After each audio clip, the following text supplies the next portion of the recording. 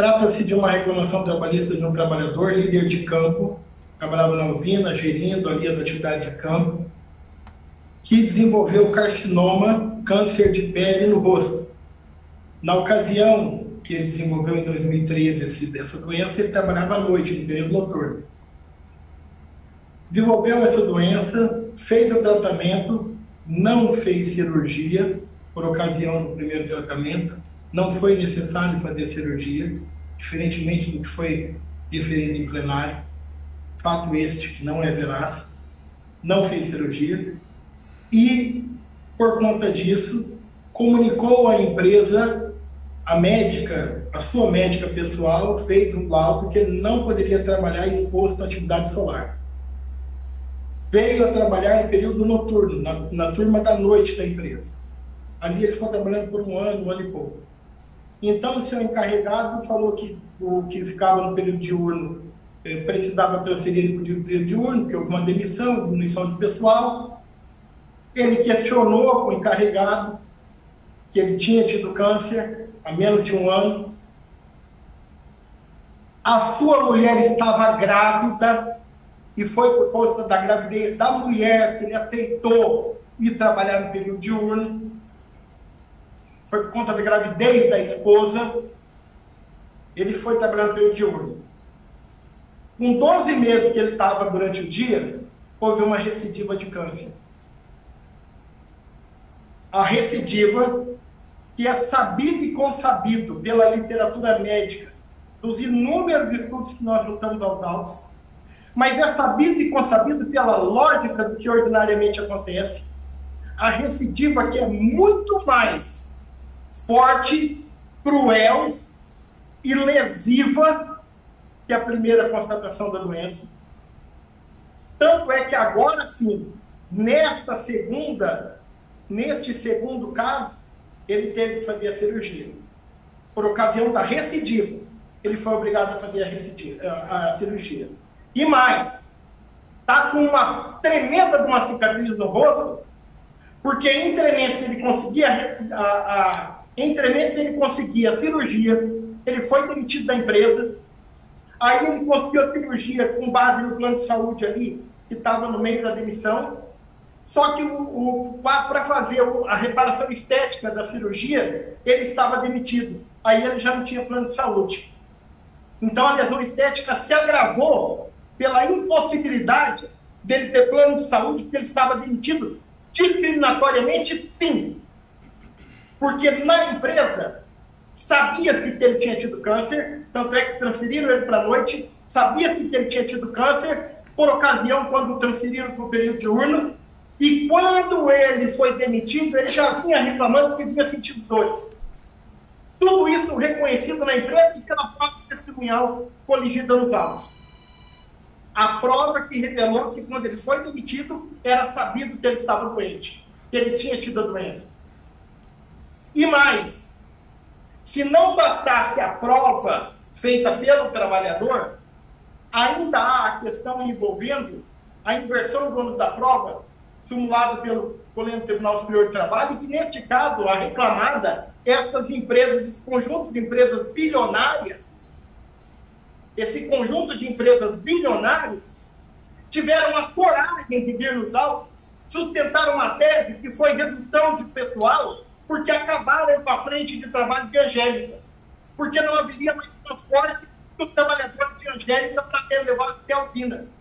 Uma mentira deslavada, que foi mentira, porque suscitada pelo setor, a tese, a prova apresentada para a empresa, para tentar espancar a dispensa discriminatória, era uma mentira deslavada, que ficou revelada nos autos.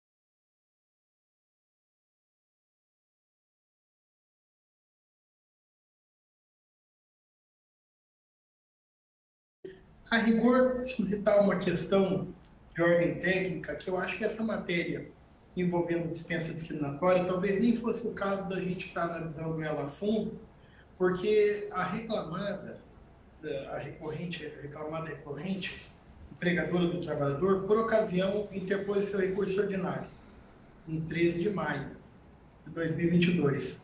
Mas 2 meses depois ela veio aos autos depois de tendo interposto recurso ordinário com essa pretensão de revisão da dispensa discriminatória, ela veio aos autos e colocou uma petição pedindo que o trabalhador retornasse ao trabalho para dar cumprimento à sua efetiva, para que seja efetivada a sua reintegração nos termos da decisão exarada, sem fazer nenhuma ressalva, excelências. Quer-me parecer que esse é o exemplo que a gente dá em sala de aula quando fala de preclusão lógica, quando fala de processo e preclusão lógica, que é a parte cumprir o ato sem nenhuma ressalva. Aqui, como o recurso já estava interposto, me parece ser o caso de uma desistência lógica do ato de recorrer contra essa matéria. Dito isso, nos parece que não é o caso de revisão dessa questão da dispensa discriminatória por várias razões. A empresa sabia que o trabalhador tinha câncer, tanto é que tinha colocado ele no período noturno, tanto é que quando ela retornou ele do período noturno do período diurno, foi avisado que poderia ter a recidiva, como de fato aconteceu menos de um ano depois. Por ocasião da sua dispensa, ele já vinha reclamando de dores ali no local lesionado no ano anterior. E não bastasse isso, excelências, não bastasse a prova de ser incontroverso e a prova pericial tendo constatado do nexo causal do trabalho diurno e a recidiva que ele teve, há que se levar em conta que a empresa inventou um fato mentiroso para tentar espancar a sua responsabilidade pela dispensa discriminatória. Para tentar afastar a presunção da súmula 443, a empresa inventou um fato mentiroso. Porque a preposta, e preposta não se engana, preposta confessa. Preposto não comete engano, preposto confessa. Preposto inventou uma história em audiência de que o trabalhador teria sido demitido porque os trabalhadores da frente de Angélica teria acabado o transporte lá da frente de Angélica e todos os trabalhadores teriam sido demitidos. Mas isso se revelou mentiroso à luz das provas dos autos.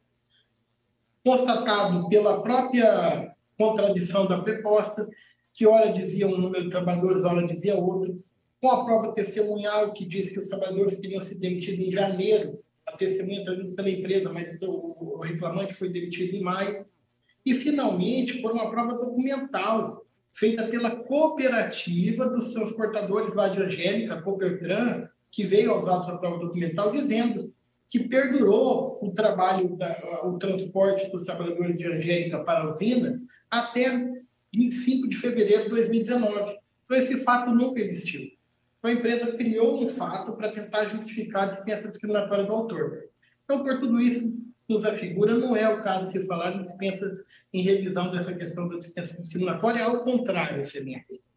O trabalhador, com todo respeito, o que aconteceu nesse caso? O trabalhador teve câncer, estava trabalhando à noite, ele não teria essa recidiva, a prova pericial constatou isso, que foi a transferência peridiurna e a exposição ao sol, porque isso também é uma da lógica do que ordinariamente acontece, quem tem câncer de pele não pode ser exposto ao sol.